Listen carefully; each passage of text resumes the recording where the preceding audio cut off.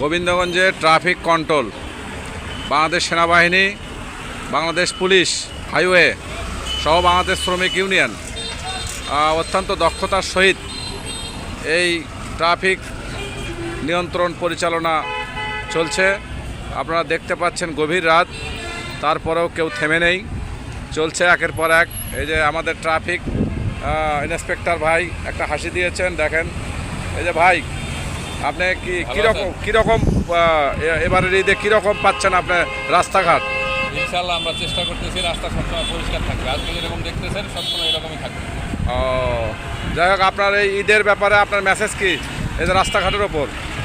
সবাই নিরাপদে পথ চলুক, সবাই সুস্থভাবে বাড়ি যান, আত্মীয় স্বজনের সাথে বাবা মাকে নিয়ে একসাথে ঈদ করেন, এই দোয়াই রইল, আমাদের জন্য দোয়া করবেন। ধন্যবাদ ভাই। বলো বলো।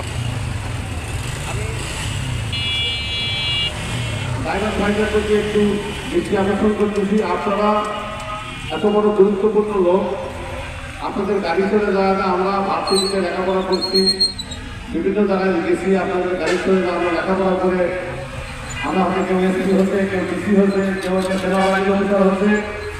এই কৃতজ্ঞতা বোধ শুধু আপনাদের ড্রাইভার ভাইদের।